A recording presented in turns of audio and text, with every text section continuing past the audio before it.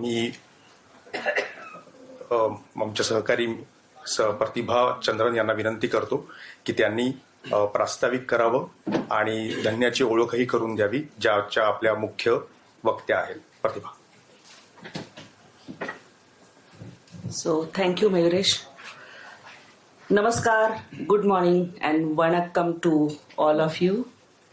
So I have half my connection with Tamil Nadu because being married to one Tamilian who is a Palghat person, so is Dhanya. So welcome Dhanya here. Each year this particular lecture takes us all down the memory lane, remembering all those wonderful, beautiful, some naughty moments, some moments of joy, some moments of sorrows. Because we were very few in electronic media that time, because the electronic media was evolving, and 5-4 of us were there, including Advait, Pankaj, Imtiaz, Vyanktesh, of course, Jitendra Ashtekar, and myself. And the beautiful part was these all men around never ever, let me feel alone. They were very gracious, and we had a very healthy kind of atmosphere, and we bonded just like one family. Reason being, these men around made me very comfortable, and then many women came in electronic media, and the family grew like what it is today.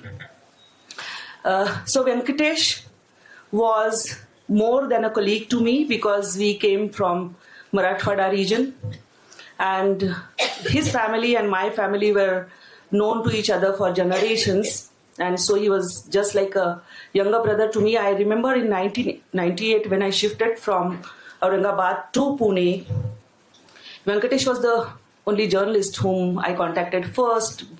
I invited him home and things like that. He was with Lok Satta then. And when electronic media started in 2003 in a big way, many channels came up. We were the first ones to get chance learning our things with stalwarts in the industry who were sitting in Delhi. Like I started working with Vinod Duaji. He was a group editor that time, and I was recounting with Dhanya that, I got to work with so many stalwarts, and so all of us for that matter. We were so helping each other that at times if any one of us was on leave, the other person would carry his boom mic along with his own, and then helped each other. We had a very healthy competition, and those were the days when we used to do in-depth reportage, and no more the journalism was just running around for bites, taking reactions. It was more of meaningful, in-depth stories. Vyanktesh and I, we were traveling in different cars that day to Sholapur for a story, and we lost him in an accident. It was a shattering moment for not only his family but all of us, because we were not less than a family. But his kind of journalism was very experimental. He did lots of things, groomed many newcomers, never had an attitude that I am something. And any intern would turn up to him, Vyanktesh, and he will guide them properly. He will give them those small little tips which were required. And we always used to play some very harmless pranks on each other. Advait is smiling. He would know, and he would recount many of them. These three people had a very great friendship. Pankaj, Imtiaz and Vyanktesh, and we used to call them really Tridev of this electronic media of Pune. And when we lost him, then what better could have been to start a lecture in his memory. So we, friends of Vyanktesh and his family, we decided that every year we'll have a lecture in his memory. This is the 13th one, and we had many stalwarts who came here, spoke about journalism mainly. And today Dhanya is our guest, who comes from South. Of course, we had earlier P. Sainath and Siddharth Varadarajan also coming from South and speaking here. today we are in a different atmosphere altogether, and Dhanya would be talking about the divide in contemporary media. To introduce her to you, I know her since long time, even when we never met in person. I remember when I was in Sahara, I had gone to cover these elections in South, and I just called her randomly because I had a number and asked for a help, and she did that, not knowing me personally. Then of course in NWMI, we got to know each other. We practically meet every year, barring a few exceptions. So she is one who has made a mark for herself. She was with Times Now over 8 years. She was working with Times Now. Then she was with the New Indian Express, and of course in the digital space for so many years. Recently, I was in a conference of Waves which happened in Mumbai. And what I noticed there is, there was a lot of startup who are in orange economy, who were there, and they were applying for funds or things like that. And I asked, how many women have come forward, who are journalists, who are here in content creation economy, orange economy, and who have applied? Only 7%. Okay. But let me tell you, Dhanya started her own venture many years back, when probably this kind of atmosphere was not there. One would know better that starting one's own media house, not having a big money, how tough and difficult it might be to run the show. But she has been doing that very successfully. She's also a chairperson of DigiPub, which is a sort of association for digital media content creators.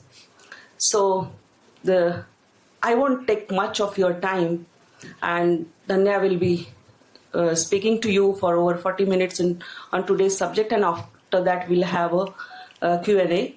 It will be a free kind of way.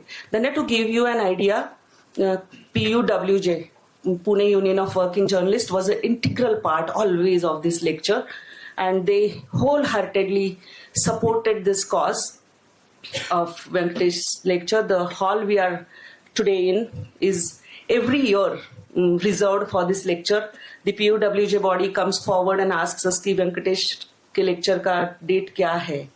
We will keep that vacant for you all and then only take the thing. So I must thank PUWJ for their support, consistent support every year for this lecture.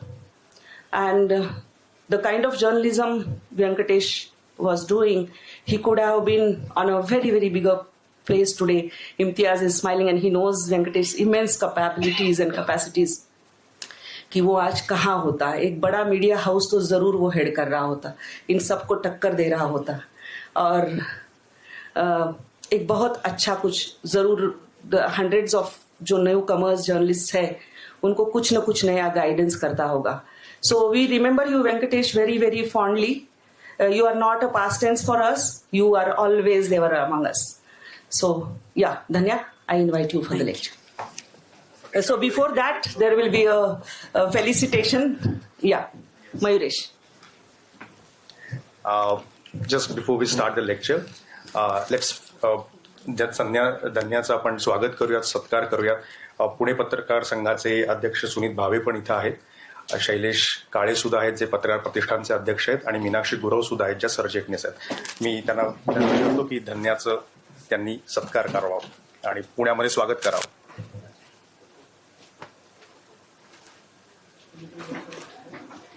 Okay. This is definitely made for men. Yeah, okay, fine. Thank you. Don't take. I was just reminding Dhanya that, last year, Reading, which is one of the prestigious journalism award in India, they just last year, they honored Dhanya with the Journalist of the Year award. And in the same year, last year, they also honored Nirja Chaudhary with the Lifetime Achievement Award. So last year we had Lifetime Achievement Awardee among us who gave the lecture, and this year we have Journalist of the Year. So they both are here on consecutive years.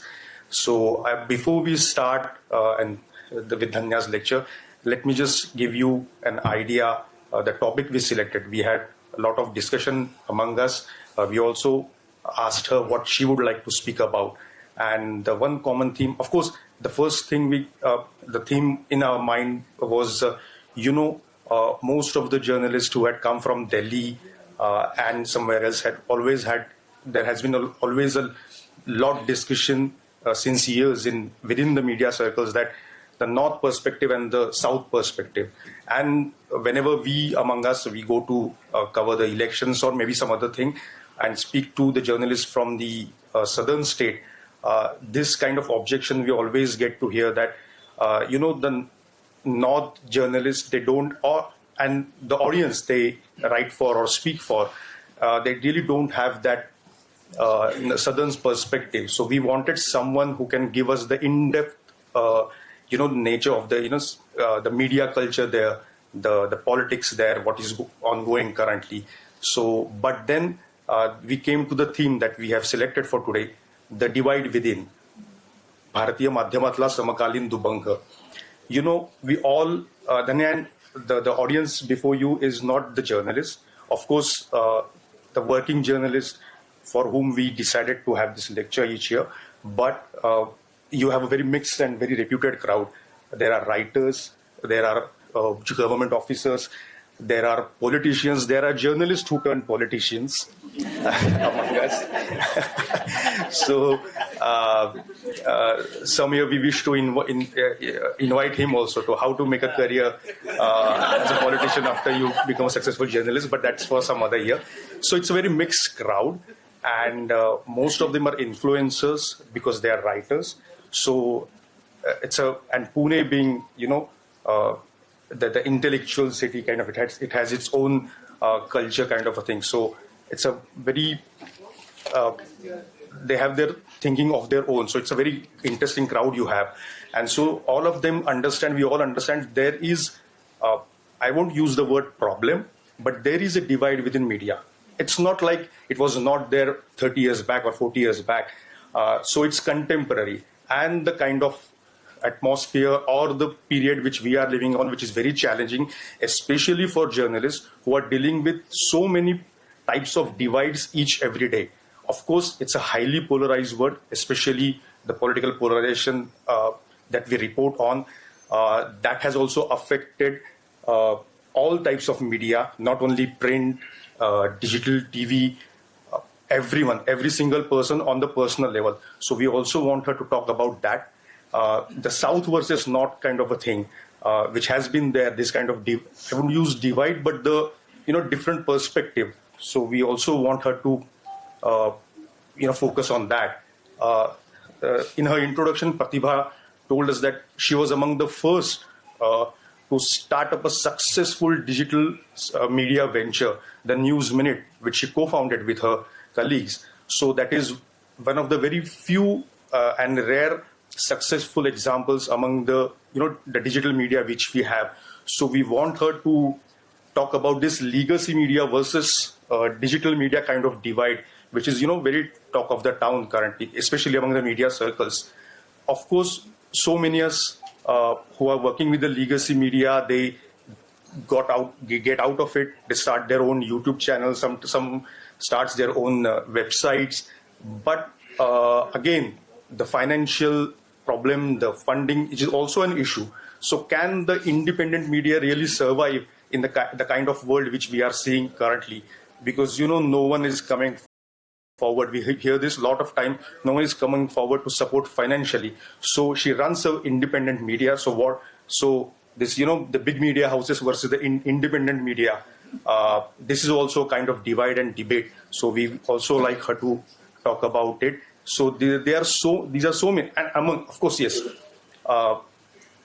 the marginalized communities in the media, the patriarchal nature of Indian media traditionally, she being a very influential woman journalists, we also like to, talk about what are these kind of divides which we facing in the media. Currently, the various YouTube channels are coming, and the credibility of media is again has reached a new height. When we have a real journalism, we have an Instagram journalism. So when she's actually running a very reputed platform, does these kind of new formats of journalism bother her, and are they really challenges? Are they really a kind of challenge for the credibility of journalism, which everyone, not only the journalist, not only the policymakers in the media circle, but also the readers and the viewers, they all are concerned about. So these sort of divides which we like her to focus on. Please welcome Dhanya Rajendran, and after her lecture, we will also have a Q&A. Thank you. Dhanya. Yeah, I have this. Okay. एक छोटी गोष्ट आपण विसरलो, ती म्हणजे व्यंकटेशच्या फोटोला आपण हार घालूया सुरुवातीला, ते आपण करूया.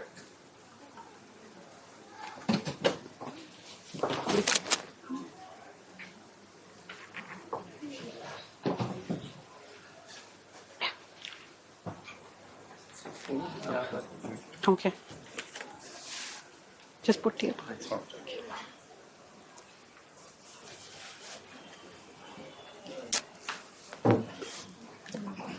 Done. You want me to sit down and speak or go there? Whatever. Okay. Whatever we. Okay.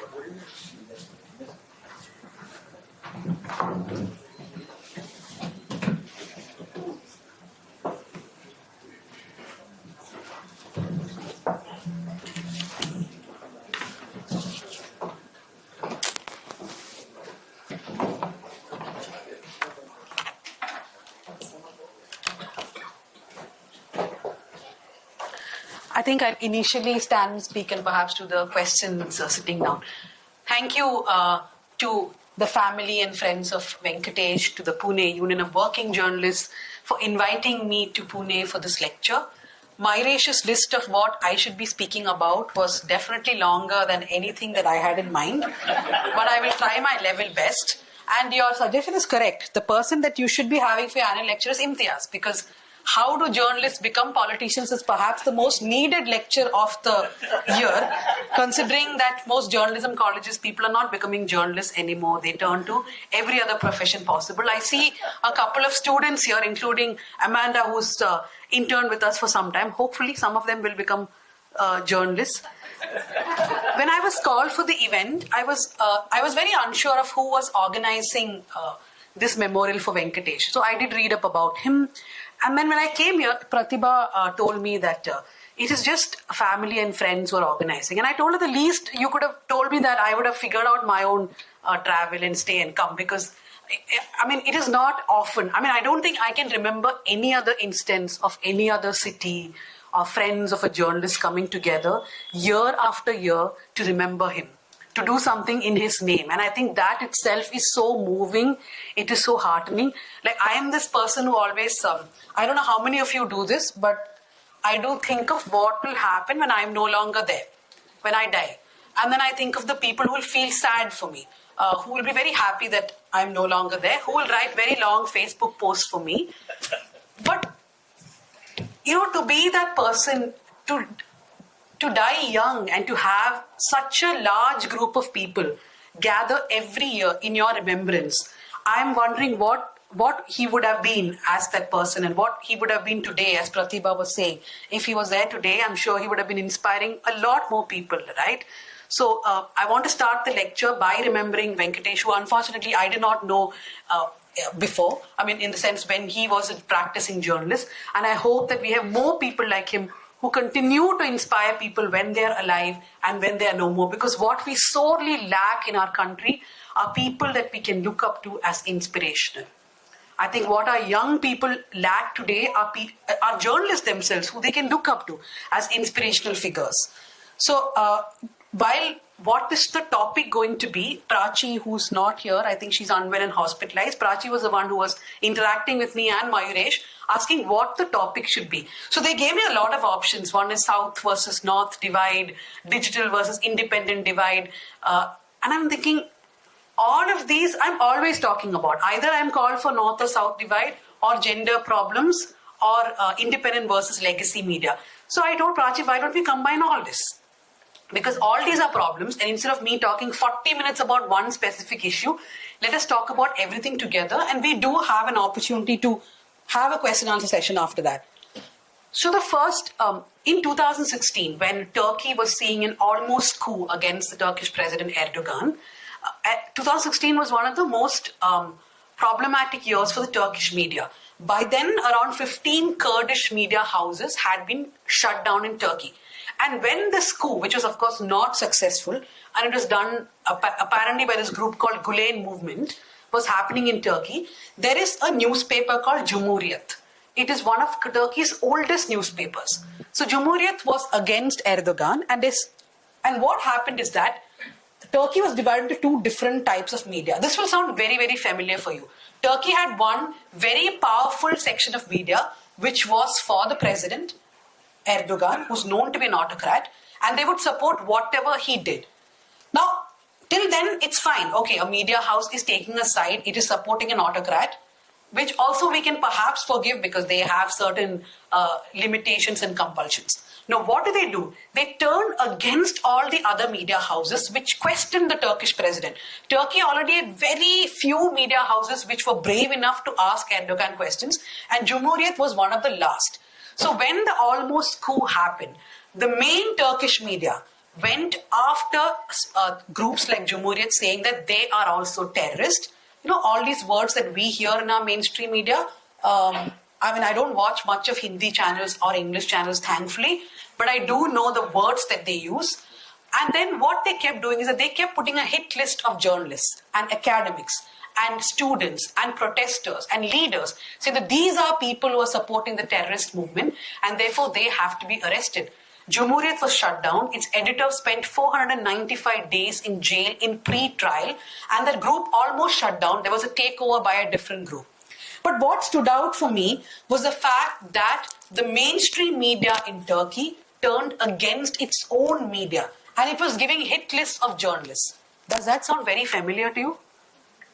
Recently, when the Pahalgam issue happened, I was watching a news channel. I'm not taking names because some of them also come for lectures here. One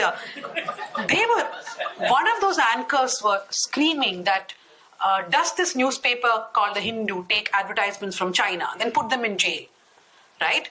Now, if you had a question like that and you are a journalist, you should have written to The Hindu and asked, have you taken advertisements? The Hindu would have replied to you. Instead of coming on a TV channel, making this announcement and then calling for their shutdown, calling for their arrest. We saw how The Wire was shut down for 2-3 days because they asked a question too early for the Indian government. We have seen the Caravan being shut down last year when they did a story against the army's atrocities in certain states. So we have had incidents where the government has turned against the media. Now that per se is not surprising for me. All governments will be against media that question them, right? That we have seen forever. Whichever government, many of the people here have been journalists for decades, I can understand from the grey hair here. So you all have seen governments which are against media houses. If it's a Congress government, it will be against the media government which questions it. If it's DMK or AIDMK in Tamil Nadu, or YSRCP or TDP in Andhra Pradesh, or TRS or BRS as it is called now in Telangana, they're all against the media houses which question them. The danger now are the media houses that side with them and want the other media houses in jail. So I'll come to that. Before that, I think I'll start with what Mayuresh was saying, the region-wise divide. I'll quickly divide this into 5 different divides within the Indian media. The first thing I want to address is the region-wise divide. I started my career as a journalist in Delhi as a reporter for a small Malayalam channel. It was the first 24-hour Malayalam channel, and I joined it in 2004 and I was in Delhi. And as a journalist who had just started, I want to do exclusive stories. I wanted to be that person who's recognized on the road. And then I realized journalism in Delhi is almost like living in a cow herd. So all the cows will go together to one press meet. Then afternoon, all the cows will go to another press meet. And then by evening, again another press meet. This is what political journalism in Delhi, unfortunately for youngsters, were. I'm sure that as you become older, you make sources, you understand. But the one thing they don't teach you in journalism school, they teach you everything else. How to write beautifully, how to do the lead, how to do the structure. They never tell you how to make a source. So I had no clue how to make a source. And I realized that Delhi is not for me. I do not want to become a cow herd. So I went back to familiar territory of Chennai. I'm a Keralite, but I thought, okay, Chennai is a better place to work. Then I worked in TV channel, which is Times Now, for 8 years. I was in Times Now before it started, and I was there through its transition from a powerless channel to a powerful channel to a overly powerful channel, and that's when I quit. Now, the reason why I quit Times Now has the link with Maharashtra, which I do not know if I should disclose, but I will. Yeah. So when I was in Times Now, I used to tell my reporters, I became the South Bureau Chief of Times Now. There were only 4 states then. There was no there was no Telangana. So there were 4 states, and every day morning it was the duty of the South Bureau Chief to sit and write the list and then send it to the desk. At 2:30, this call will come from 24990315, which is Arnab Goswami's editorial call. The trauma is so high that I've not even forgotten the number. So that call will come, and then he would ask us to explain every story. And why is this not a big story? So I will sit and explain every story. But the problem was, I felt like a marketing agent most of the time. For example, if a mango has fallen in Delhi, 5 reporters will be covering it. Even if an entire mango tree has fallen in Chennai, nobody would care. That is how things were. So every day it is not enough that I was to report. I had to actually convince my editor that, actually my editor was better off than a lot of other people in the editorial room, that this is a story that needs attention. I specifically remember there was violence in the Madras High Court once, where the lawyers and police turned against each other. Lawyers set fire to the police station inside the Madras High Court.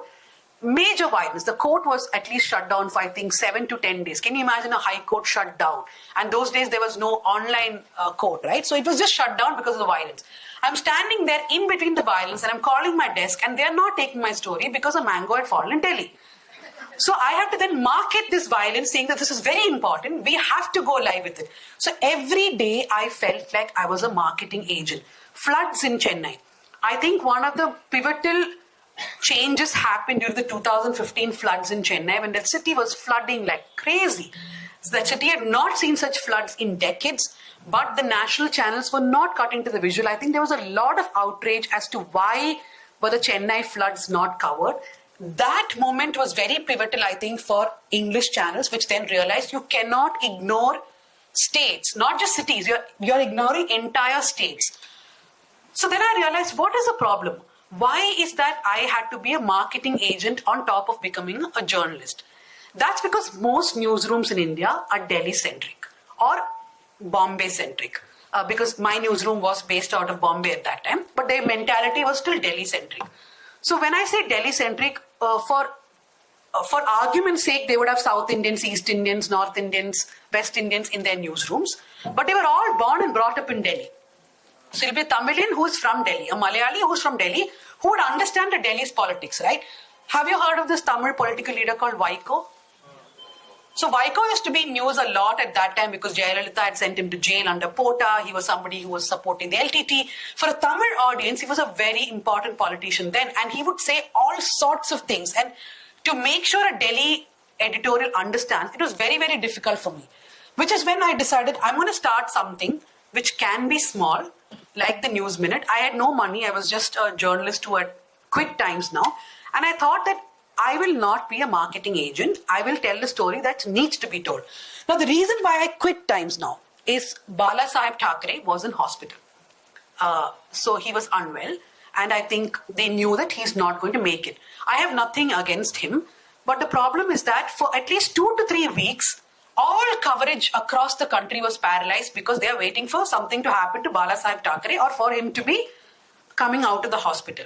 So at the same time, a woman from Karnataka called Savita Halapanavar, she was living in Ireland at that time. Ireland is a Catholic country which has very, very strict rules about abortion. So even if your life is in danger, women are not allowed to have abortions in a Catholic country like Ireland. Savita Halapanavar died in Ireland because she did not get the proper medical care, though she had a very dangerous pregnancy. And I'm fighting with my desk saying there are protests in Ireland. Women are on the streets in Ireland because of an Indian woman's death. But Bala Saheb Thackeray was in hospital. Then, after 1 week, they realized that he's becoming a little better. So they wanted to go back to that story. And everybody is screaming at me saying that, why didn't you give the story? You should have told us it is important. I said, I was shouting through the rooftops that this is an important story, right? And I get ready, I do everything, and unfortunately, Bal Thackeray dies. So again, that coverage does not go for 1 week. So this was my problem, that we were always waiting for that one big story and we would keep everything aside. So that was the reason I actually quit. I have a small Maharashtra connection that way. I quit journalism in 2013 because I got very frustrated. Now I understand how Maharashtrian journalists feel frustrated because Delhi ignores them. At those days, I thought Maharashtra was one tier above us. Therefore, you got more play than us. But today, as I run the news minute, I understand that all of us almost share the same plight. That people come to us when there's election or when there is a flood in Bombay or there is some sort of big building falling down or a fire, and for nothing else. So that is why when the news minute started, we decided that we will keep focus on regions. Now, this region-wise divide is much more dangerous than the half jokes I try to crack here.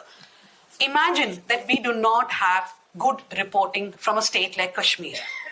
Over the last 6 to 8 years, very, very systematically, reporting has been killed in Jammu Kashmir. Now, even international media, which used to once report from Jammu Kashmir, have been very categorically told that there is a line that they cannot cross. Which is why in a state like Jammu Kashmir, which would have seen more and more reporting, especially in the last few years, we have hardly seen any. And we are not seeing any pushback. I know there are few media houses like The Hindu or the Indian Express who have dedicated reporters in Jammu and in Kashmir, but there is still a line that they are not able to cross, right? Look at what happened in Manipur. It is a dismal failure of the Indian media that we did not have robust media houses in Manipur, that we were not able to understand what is happening in that state for weeks, for months. And even when we understood, we were not ready to cover it because by then, most of our mainstream legacy media had to toe the government's line. I've also seen when it comes to region, initially I used to always think it's South India which is ignored because we are so far away from Delhi, we are ignored. But in the last few years, I've realized that South is not as ignored as perhaps Northeast, as states like even Gujarat, Uttar Pradesh. Now, the reason why I'm saying all this is there is a set number of story which you will cover from a state like Gujarat or Uttar Pradesh in the national media, right? And you will not do anything else. And we are seeing a problem of that region-wise divide. The fact that we are not covering regions properly, that we are not giving importance to them, is really a failure. And that is reflected when something like Manipur happens. Even today, we are parachuting journalists. For example, the News Minute, which only covers the South Indian states, could raise 5 lakh rupees in a matter of 3 days to send 3 journalists to Manipur. People from South India were actually paying us, saying, please send your journalists there, because at least then somebody will be reporting from there. We had people parachuting to Manipur. None of my journalists understand Manipur. But they had to literally sit and read and talk to people and understand why, because there was a huge gap there, right? Why are we not filling that gap? I think that region-wise divide. Now, during the question and answer session, I would like to hear from you all as to what you think of how the Delhi media looks at Maharashtra. One of my big learnings was from this Kannada Hindi fissure, right? When I was in Times Now, there was this one protest where the metro signboards of in Bangalore, it used to have only in English and Hindi, the metro signboards. So they blackened the signboards and they said that Kannada should be included. Now, when I was working for a national channel, in fact, I feel we should stop calling them national channels. We should call them Delhi channels. I have to remind myself this every time. But when I was working for a Delhi channel, my line was that, Kannada activists become violent in Karnataka. Kannada activists blacken boards. Is this anarchy, right? I went with that because I could not understand at that time that nobody told me, or rather I did not have the understanding myself to know that this was not a fight of whether you want English or Hindi. This was a fight that you also want Kannada there. This is a fight that if you're going to have only 2 languages there, why should Hindi be above Kannada, right? And I think that's the same linguistic problem that we are seeing from state to state, whether it's in Tamil Nadu, it's in Bengal, it's in Maharashtra. But I'm saying it is about perspective. Now, you can be part of any media, but how can you take away the perspective of the local people? When I'm reporting about Karnataka, and I'm reporting from Bengaluru. I'm not even reporting from Delhi.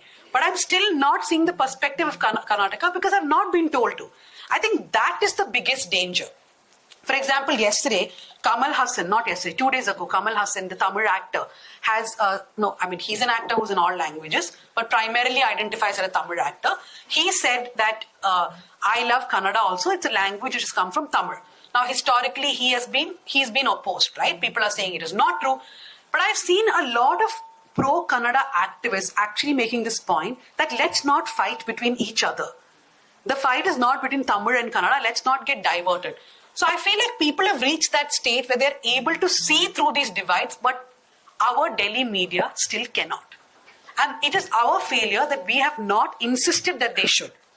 Now, the second divide after region is the ideological divide. I don't think I need to say too much about the ideological divide, but that is what scares me the most. When I worked 8 years in Times Now, our main focus was corruption. You all would remember when the UPA was in power, the most reported stories were about this scam, that scam, or the next scam. Every single day we were discovering a new scam or a new angle to a scam. We would force ministers to resign, right? And I thought that was the right thing to do. As journalists, our duty is to ask questions of the government then. And now, the same people who I saw working along with me, today when I see them, first thing I'm worried, second thing I'm scared, and then I ask myself, how do they look at themselves in the mirror? Now, I have no problem of people taking sides of political party. Somebody may be, like for example in Kerala, there are a lot of media houses which side with the CPIM openly, or they side with the Congress openly. They may be with the BJP, they may be with the Congress. That is still pardonable, I feel, because you are out there, you are giving your political preferences, your news is covered like that. When I say ideological divide, I don't want to go into politics at all. I'm merely talking about the sheer communalism which is being spread by these media houses. Like I said, I think it is because I worked in TV channel for too long. I don't actually have cable in my house. I know that you can watch TV channels through OTT, but I've never tried. So only my son uses a TV in our house to watch stuff. And the only time I watch TV is when somebody puts a clip on Twitter, or I diligently watch Newsins, which is a show which Manisha Pandey does on News Laundry every Saturday at 12 o'clock it comes. So that is my only window to what is television doing. And then sometimes when I watch TV channels, I am shocked. Is this the kind of language that should be employed? This continuous Hindu, Muslim, who is spreading it? I think more than the political parties, it is now the media which is doing it. And even when a politician takes a communal side, instead of saying that we shouldn't be advocating this, we are seeing media houses openly being communal. And I think that is the biggest ideological divide. Because, for example, I am asked a lot of times, oh, you are writing all this because Karnataka had a BJP government. The last government in Karnataka was the BJP. I asked them back, look, boss, B.S. Yedurappa was the Chief Minister of Karnataka. At that time, I was also writing about potholes and rain. I was not writing about anti-conversion bill or Muslims being lynched or anything like that. Because yes, he was a BJP Chief Minister, but he took a certain angle when it came to communalism. There were people in his cabinet who were problematic, but he personally wasn't, right? So as a journalist, I could look beyond just communalism and I could do stories. But when these things happen, the kind of angle which these media houses take is much more dangerous. See, what we are looking at is ownership of media, region-wise divide, corporate divide. But the social fabric of this country is being torn every single day. And that tear is slow and slow. But But eventually, after 20 years, after 30 years, it is going to become irreversible. And our media houses would have played a significant role in that. And how are we going to stop it? I think the kind of misinformation and disinformation that was spread by Delhi media during Pahalgam and afterwards has sort of brought them some shame. Right? People have been shaming them. All of us have been shaming them. And I hope that will continue. Even when they are communal, we have to keep shaming them, or there is absolutely no solution to this. Now, the next is the ownership divide in India. This is again something that we are all very familiar with. We have media in India which is either privately owned, we have media in India which is government owned, but then there's a very dangerous category which is covertly owned. We don't actually know who owns a particular channel or newspaper, but there is funding from someone who remains very covert. So there are three things. So when I started my work in Chennai, it was very clear that Sun TV, which was the Tamil news channel, was with the DMK. It is a DMK-owned news channel, and Jaya TV is it's there in the name itself. It is Jayalalitha's television, right? So when you watch Sun TV, there's a wall which has fallen down. When you watch Sun TV, they will tell you it is Jayalalitha's fault. When you watch Jaya TV, they will tell you it is DMK's fault. Now we are very clear. So you have to use your intelligence to understand, did this wall really fall down because of their fault or their fault? At least they are being truthful in their ownership. So we as a viewer can then take everything with a pinch of salt, right? So political parties owning news channels or news media is not new in India. We are seeing that in every state. In fact, in the states of Telangana and Andhra, I don't know how it is in Maharashtra, but there are at least 30 to 40 news channels running in these two Telugu states, which are directly or indirectly owned by political parties. So that is that the same in Maharashtra? No. Okay. So this is one of the places where it is very stark, right? So now one is the political ownership, which I said more or less we are clear about how they will cover. The second is a corporate ownership, which I think a lot has been talked about. For example, Adani owning NDTV or Ambani owning News 18. That too is out there for us. We know that, for example, when recently I saw a story in NDTV about how Vizhinjam Port in Thiruvananthapuram, which has just opened, is a very great project because the port is run by Adani. Now, I'm not going to the scientific argument of whether that port is good or not, but I just laughed that this story is being run by NDTV when they should say, right, again and again that, hello, we are also owned by the same owner, which they will not. Now, then the problem is that when corporates own a media house, the question that we should ask is, what are they not telling us? For example, there is a very popular newspaper come business site. It's actually just a business site now. They have a clear list of companies that they cannot write about and a clear list of companies that they can write about. Because the moment you write about companies, their stocks can go up and down, right? So it depends upon who the subsidiaries of its owners are. So there's a clear list like that. Now, shouldn't the audience know that there is a clear list like this? They are not writing A or they are writing B. No, we are unaware of it. Then there are these agendas which they run for the government, which I find most problematic with the corporate houses. For example, there is that word that they use for Khan market media, right? Khan market people. That's one word that they use for people who are left liberal progressives, Khan market types. I actually went to Khan market a couple of times recently just to understand why is this term being used. When I was in Delhi, I was not rich enough to go to Khan market at all. But now I have a decent salary, I can go to Khan market, and I realized, okay, this is the place which people are saying is a left liberal crowd. And trust me, nobody in Khan market looked like they're actually reading news all the time. So I don't even know why they're called Khan market liberals. But yes, that's the word that is used. And then they call them JNU, Jamia gang, and they also now call them George Soros people.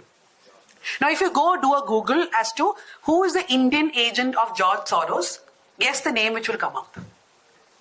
Me. George Soros definitely does not know about my existence. I don't think he will ever know about my existence. But if you go by a lot of websites, I am the Indian agent of George Soros. Not only me, Seema Chishti of The Wire is also an Indian agent of the George Soros. There are lots of people like that who are there. Now, I can understand some random YouTube channel doing the story about me. But so many of the mainstream media houses now put these stories about how George Soros is deeply funding our media. What is the proof for all this? Why are they continuously saying this? I mean, I'm saying this as a joke, but it is actually very problematic. I've had 2 police complaints against me given in Karnataka by a journalist in Kerala saying that I'm funded by George Soros and that I'm funded by Khalistanis in Canada and I'm funded by PFI. So it is a combination of investments that I have, and the police actually called me to the police station because the first 2 times the policeman thought, what is this complaint? And he didn't take any attention. Now, one more thing. This journalist is the same one who wrote to the Uttar Pradesh police when Siddiq Kappan was going towards Uttar Pradesh to cover the rape. He's the one who wrote to the Uttar Pradesh police saying that this Muslim journalist is coming who has links with the PFI, and Siddiq Kappan is arrested, put in months in jail. So he thought he will repeat the same thing with me. So first he went to the police. The police called me. So me, my husband, who's also the CEO of the News Minute, and my lawyer, all of us went to the police. Why? Because he filed an RTI saying, why was Danya not questioned? So when an RTI is filed, the police obviously is obligated to call me. So they called me. The policeman asked me, he also doesn't know my existence. He's like, okay, you're Danya, you're Vignesh, and my lawyer. And he's telling me, you are 3 Hindus. Why will you take money from PFI and Khalistani? And I'm like, that's the logic what he's using for not filing an FIR against me. And the FIR was not filed. Then this guy goes to the vigilance. He doesn't stop there. He goes to vigilance department. Then he writes the Ministry of Information and Broadcasting, which, by the way, has this beautiful thing called emergency block. If the ministry does not like something, they have this committee amongst themselves. They can just block whatever link it is, right? Like Wire was blocked that way. So Manisha Pandey, my colleague, had at that time done a video from Kashmir on how the media in Kashmir has been completely silenced. So this man gave a complaint saying that this is sedition. Now, I don't know, when he hears the speech of mine, he will figure out some other complaint to give. But the problem is that this is happening on a continuous basis. There are people within the media itself who are towing all kinds of dangerous lines. I started the speech by talking about Turkey, where a section of the mainstream media were giving hit lists for another section of the media. We are almost there. We are targeting people from different media houses, branding them whatever we like. Khalistanis, PFI, George Soros. I actually was supposed to go to, I had gone to Michigan for a lecture in the University of Michigan. My friend stays in Canada. So Canada is very close to Michigan. And she told me, why don't you take 2 or 3 day holiday and come to Canada? Then I seriously thought about it. If I go to Canada, and this is just before the election, for my bad luck, some CCTV camera will show me walking on the road and some Khalistani man behind me, who I don't even know.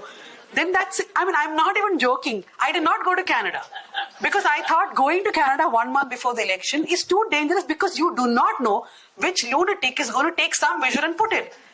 There is a Malayalam YouTube channel. I'm not saying the name because I have filed a case against them. Not because of that, because I don't want you to Google them. So they put a video when there was an assassination attempt on Trump. Before the election, there was an assassination attempt, right? They then put out all the Indian agents of Soros, which is me, Seema Chishti, and then just reminded everybody, this guy who tried to assassinate Trump had some links to Soros. Let us remember who are the agents in India. And then they write about how there is a threat to Narendra Modi's life. Now, this is a kind of dangerous messaging which is going. And you should see the comments below such posts saying that lynch her, kill her, strip her. And my poor father will get worried every day and call me and say, this video is online. I'm saying it's fine, but I know it's not fine because one day it will become a problem. For all of us, this is the issue that every day we face threats. Most of us face threats. And I have no problem if I face a threat from a corporate, if I face a threat from a politician. I'm ready to face them because that is part of my job. But today, a large amount of threat I face is from the media itself. And what do I do about that? So I think that is the divide which we are not talking enough. And the ownership of the media is what adds to this problem. The ownership is so murky now that we do not know what is their motive behind targeting someone within the media itself, right? And mine is just an individual case. I can tell you so many people who are targeted on a daily basis. And we do not know what is the motive of the other person. And then there is a newer set of problem where real estate people are owning news channels. Infrastructure companies are owning news channels. And they are day in and day out trying to influence policy. I see this in southern states especially, where rich families have always owned the media, but this is especially infrastructure, real estate, and chit companies owning media houses, and then they will try their best to figure out how to influence policy. The last two divides, I'll quickly go through it, is of course the digital. I don't want to call it the independent versus legacy media divide. I want to call it the digital and TV print divide.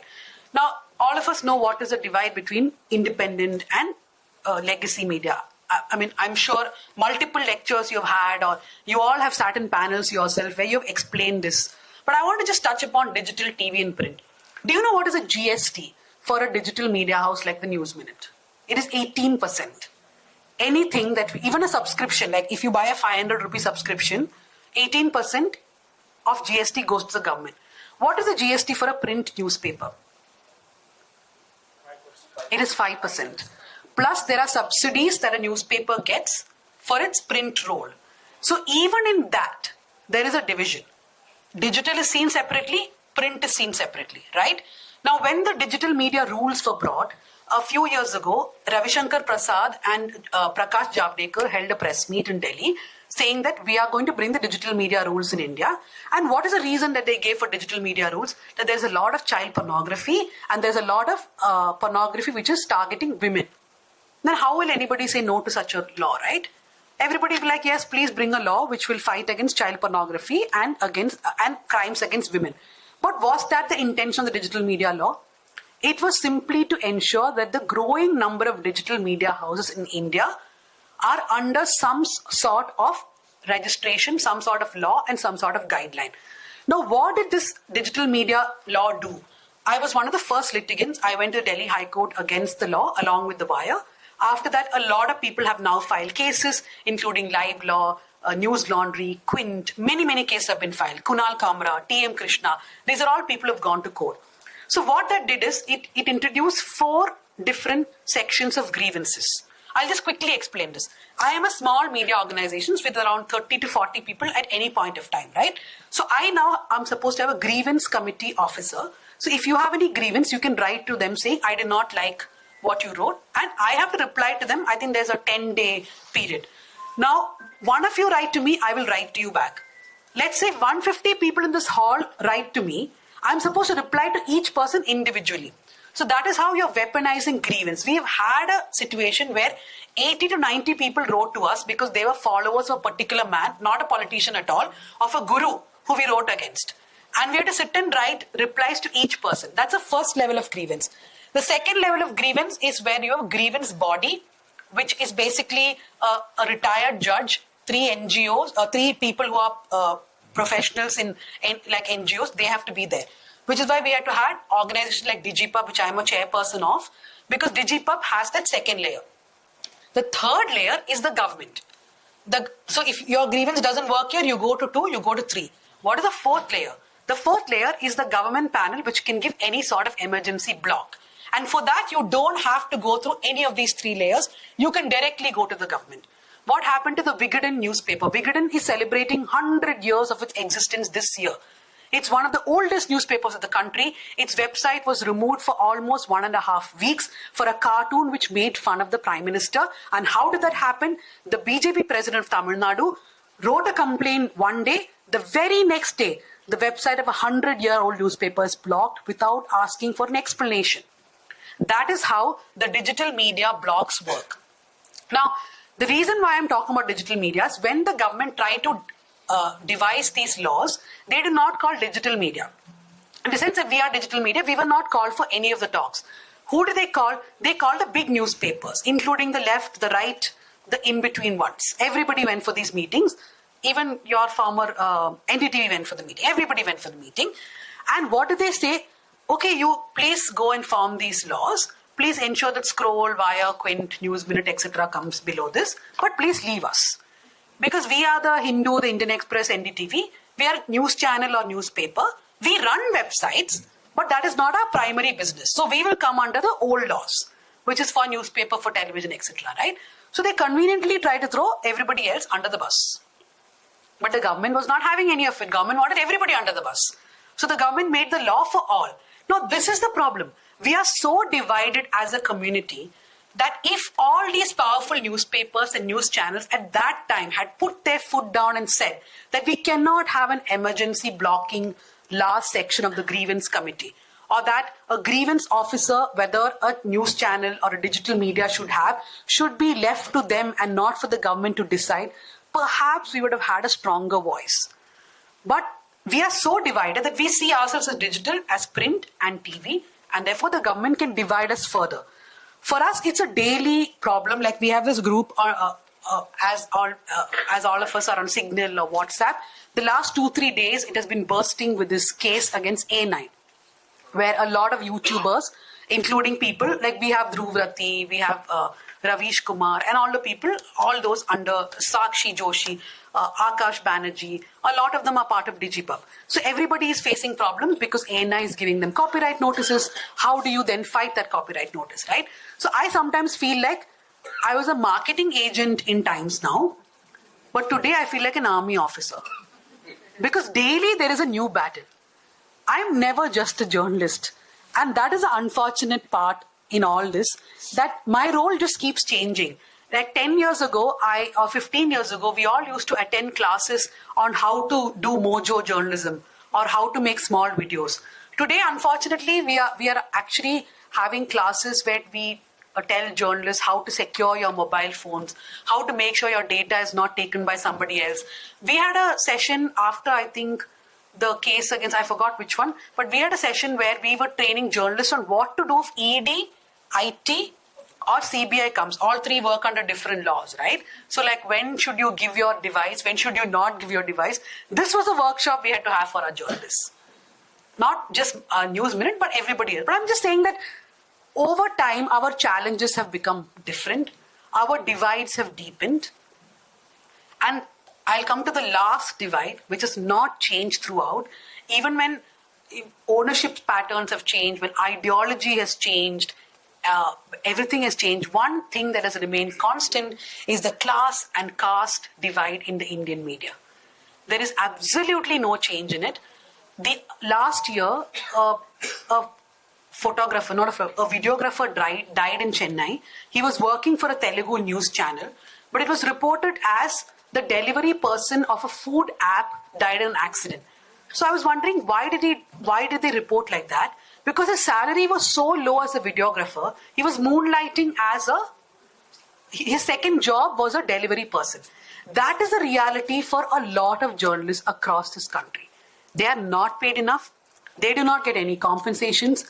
They can have accidents. They can die. So many people have died during COVID covering the pandemic. And there is no help from the government. There are some associations, I'm sure, like your union is helping them. But beyond that, there is no structural way in which the journalists of Telangana and Andhra have a booklet. They've released a booklet of around, I think, 100 to 200 journalists who died during a certain period and how no help has come to them. And look at so that's the class divide which we still have in journalism, and the caste divide which is never, ever going. We speak about gender divide a lot, and that persists. Like every year there is this study which Oxfam and News Laundry do, where they look at what is how many women have become editors across media houses, and the second one they look at is how many upper caste people or oppressor caste people are still editors of news platforms. So when it comes to women, newspapers and TV channels are still doing badly. Some years they'll do better than the others. Digital is doing very well. Not because of anybody's favor. It is because people like me just left and started their small organizations. So on paper it looks very beautiful, right? Digital has more women editors. But that's because those women editors left those media houses and started. And they're struggling to get money, to make money, to sustain, to survive, to grow. And when it comes to caste, unfortunately, things have literally not changed. It is still people. I myself come from an oppressor upper caste, and I'm an editor of a news channel, of a news organization. I understand the privilege that a lot of us come from. And that, unfortunately, that divide is something which the media in India is just not ready to speak about or address. Because everything else we can fight about, we can question any other caste divide or class divide, but we are never asking ourselves what are the divides that we have created. I think that's all, but I just want to start on I just want to stop on an optimistic note to the few students who have come here. Whenever I go for any journalism events, I wonder, I think no wonder nobody wants to become a journalist, because all that we have to say are depressing stories and how we are, safeguarding our phone or our lives. But that's not true. That's a small part of our lives. Most part of our lives, we are very happy and proud to be journalists. In fact, there is no other job that most people who are journalists would ever do, because for a lot of them, it's not just a job, it's not just a passion, it's a calling. There's no other job which makes you meet different people on a daily basis and gives you the privilege of telling their stories. So don't think journalism is all about threats and government and divides. That's a very minuscule part, and that has to be borne by only a very few people also. It's not for all. When I was a journalist working in an organization, I had no such tension. I was happily reporting without, of course, understanding what is a larger thing at play, but I was still happily reporting. So don't ever get put off by these events. Do become journalists, because this is the time when India needs more journalists. India needs more braver journalists. Thank you very much.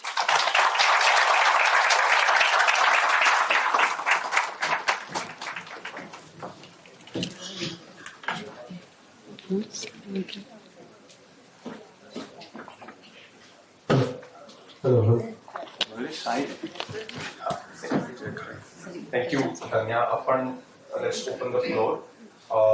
ज्यांना कोणाला प्रश्न विचारायचा आहे त्यांनी विचारू शकता. आपल्याकडे 15 मिनिटं वगैरे असतील. I also think I can understand a bit of Marathi, because I can understand what Mayuresh is saying. I was about to tell them, please ask in Hindi or English, but anyway. Oh, no, okay, fine. I can try it. Yes.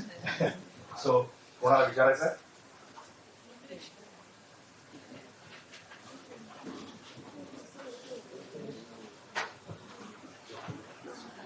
Hello, I'm Sanjay Chapalgaonkar. I'm elder cousin of Vyanktesh.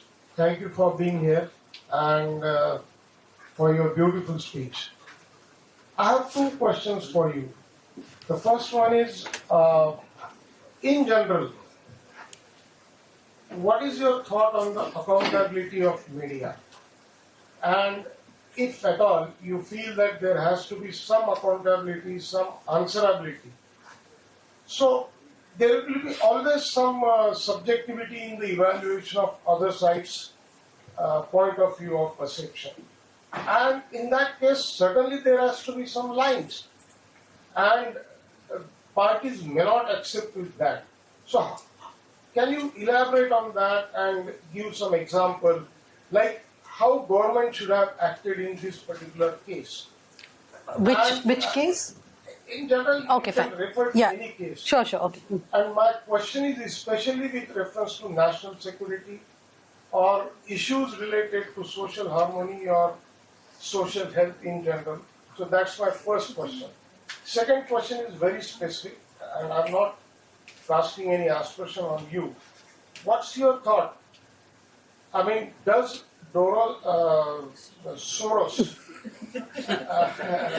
Soros finance and destabilizes various countries in the world? Their governments are destabilized by him. What's your thought on that?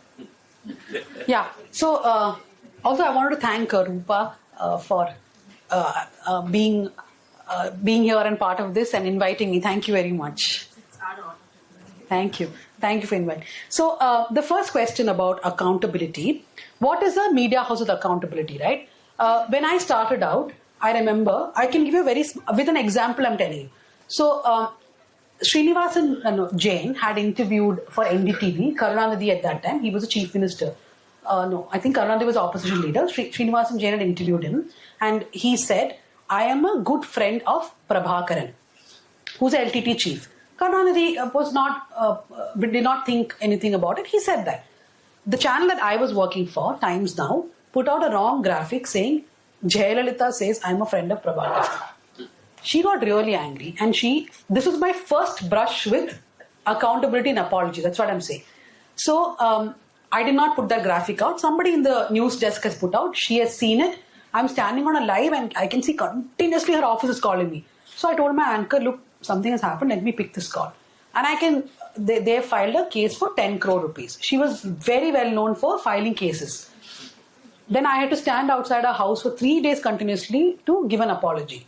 Okay, and every day they will run a ticker saying corrigendum, corrigendum. That's when I first heard the word corrigendum. I had not known it before that. So they could be accountable, they could be held accountable because they were scared of a powerful politician, right? We see news channels and newspapers writing apologies, corrigendums, almost every time when something has been misquoted about a politician or a corporate house. Or they will say this story has been retracted because this was wrong. Why do they not owe an apology to the public? When you're putting out misinformation or disinformation, I don't even like to use the word fake news because news cannot be fake. News is fake. News is news. Misinformation is wrong information without the intent to create trouble.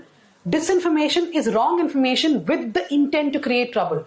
When you do either of this, and you are always apologizing to people who will either sue you in court or who will create trouble for you, why are you not accountable to the people who are watching or reading you on a daily basis?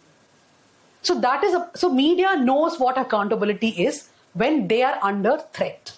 They do not think that their audience is someone who they owe that accountability to.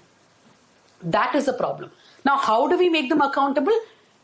We all fortunately have our own social media handles or whatever through which we can ask those questions.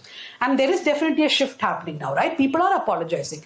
But did people apologize to us for saying that, Lahore has been attacked or Lahore port is in fire?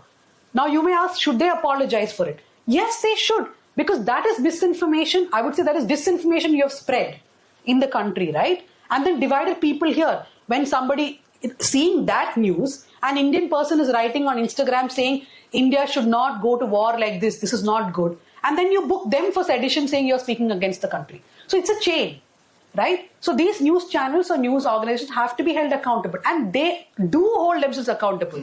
Can the government come in that? I disagree. And I am not saying this because it's BJP government in power now. I am disagreeable to every other government who tries to come in to introduce accountability in media, because the only accountability that the government wants to introduce is to see that it is never projected in bad light. For example, I am against the fact check unit which the Congress government in Karnataka has started. I think now it's almost not there. Tamil Nadu started one, but there was no penalizing in that. They would simply say, this is fake news, they put it on their social media. I don't have an issue with that. You fact check, whether people take you seriously or not is different. But to have police as part of your fact check unit and to prosecute, I think that is a huge problem where the government will definitely use it to their advantage. Your second question was about George Soros. I actually do not know whether George Soros destabilizes, maybe he is, I don't know. But from what I know or whatever I've read of him, he stands for certain governments which are he projects himself as a person who supports democracy. And I'm sure a lot of people flood money, right? Every billionaire is flooding money into media, into NGOs, into a lot of things. Now the point is, what is it used for? For example, here, don't our billionaires give money to a lot of things? When the electoral bond data came, the biggest billionaire, or maybe second, did not give money through electoral bonds, right? Adani did not give any money through electoral bonds. Are we saying that he is not funding political parties? How is it being done? We don't know, because it is hidden. That way, I think every billionaire or even millionaire will have their interest in flooding governments, in flooding organizations with money. Yes, but I'm saying don't use that as an excuse to target people when you have no proof against them. And are we then doubting the income tax department, the CBI, the ED, that they're so useless that they cannot find out if George Soros is funding everybody sitting in this room? I've had income tax raids, and 3 years we had an income tax case. It was shut down because, they can investigate you for 3 years, and if they don't find anything, the case is closed. They may come back again. But my point is, if you have proof, you have to smear somebody. But that is happening on a daily basis here, which is not acceptable.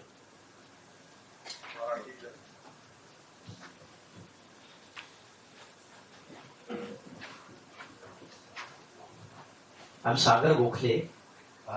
My question is, as part of my research, I was talking to few people from alternate media, like Meena Kotwal, Mukanayak, Tulsi Chandu from Hyderabad, and Jai Maharashtra channel, Max Maharashtra, Ravindra Ambekar. They are saying when we are running media, we basically wanted to have our editorial freedom. That's why we are not going for advertisement. But you were talking about especially trolling. And when trolling happens, people who are ready to give us funds, that amount is drastically coming down. So have you experienced something like this, and what is the way out? So I work with Meena quite closely. Meena is also part of Digipub, and I know how difficult it is. Meena Kotwal is a Dalit journalist who used to work for the BBC Hindi, and then she started Mook Nayak. It is a media house which really highlights the problems of Dalits across the country. But I know how they're struggling for funds. They are struggling for funds for multiple reasons. First is that, so I generally don't use the word trolling because I think it minimizes it. We should use the word harassment.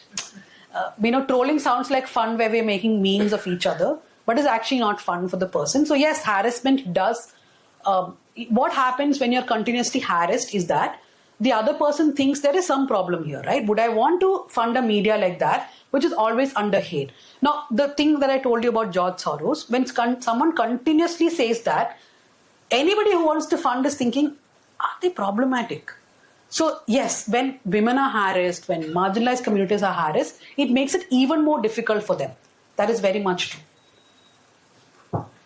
मेरा नाम संदीप बर्वे है और मैं social activist हूँ। तो मैं आपसे जानना चाहता हूँ कि ऐसा भी कहा जाता है कि पूरी तरह से डिवाइड है, लेकिन एक न्यूट्रल स्पेस भी होना चाहिए। तो क्या आपको दिखता है कोई पॉसिबिलिटी कि एक न्यूट्रल स्पेस है जिसमें बातें कही जा सकती है? और जैसे आपने बताया जेंडर के बारे में, तो एलजीबीटीक्यू कम्युनिटी के बारे में कोई आपको रिप्रेजेंटेशन दिखता है क्या? So two questions, right? First one was about neutrality. Now, over the years, I have personally stopped using the word neutral because I don't think anybody is neutral and I don't think anybody should be neutral. Now, when I say the word I am not neutral, I'm not saying that I will be this party or that party or this ideology or that ideology.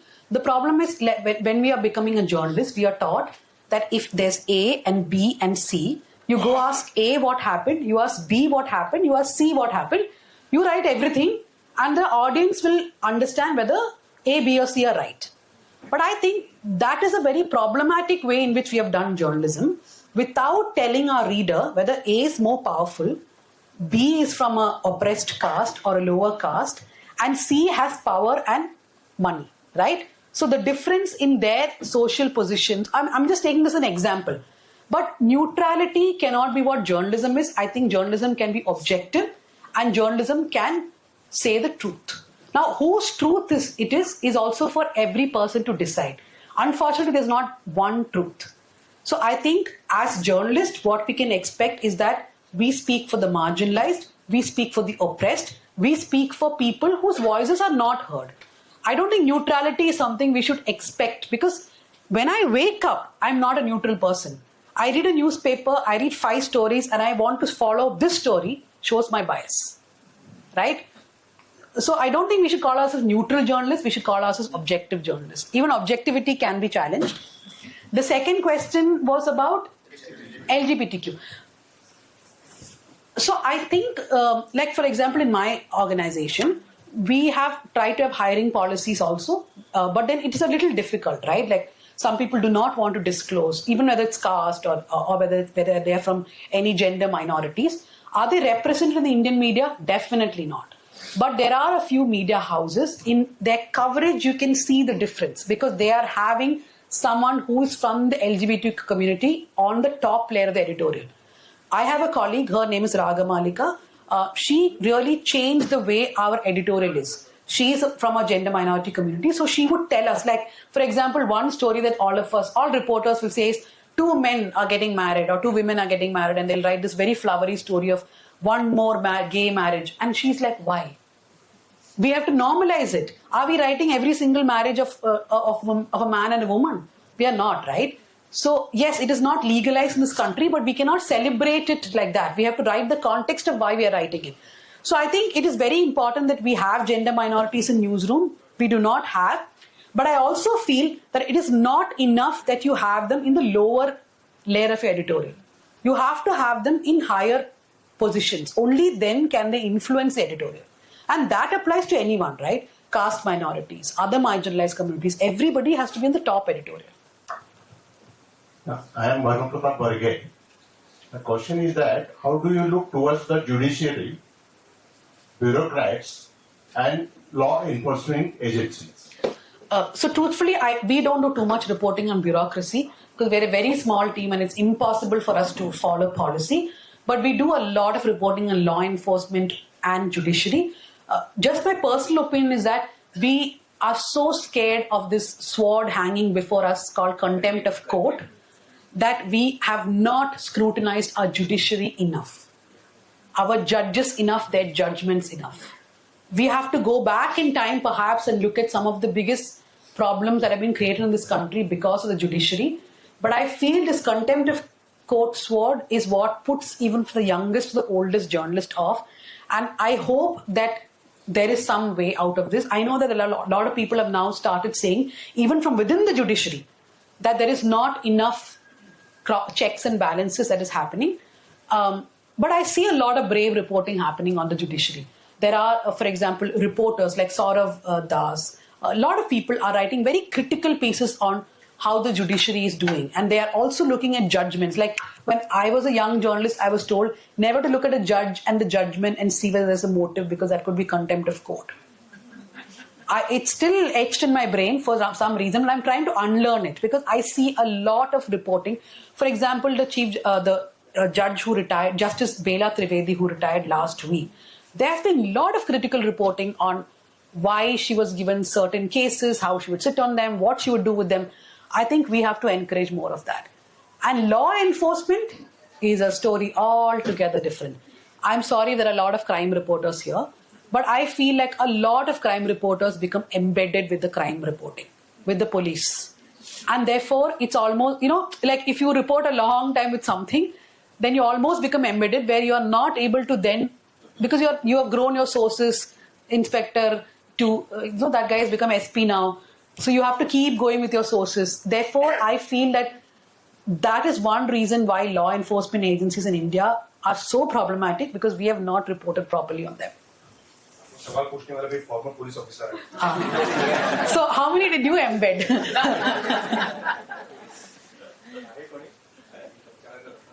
No, like we just put out a story about an RTI in Tamil Nadu that in a span of 8 months, in one prison, which is a Pural prison in Chennai, 304 people were taken into Pural prison with fractures. Guess why? Because when they arrested, the cops are beating them up. 304 people had fractures in 8 months, which is mostly right hand. I don't know what is the fascination for right hand, but it's right hand or leg. So if you look at any of the Chennai press meets by the cops, you'll always find the accused standing behind with a cast in their hand. So a lawyer actually put out an RTI. And nobody is bothered. It's fine, right? People are like, anyway, these guys won't get punished. Let's just break their hands.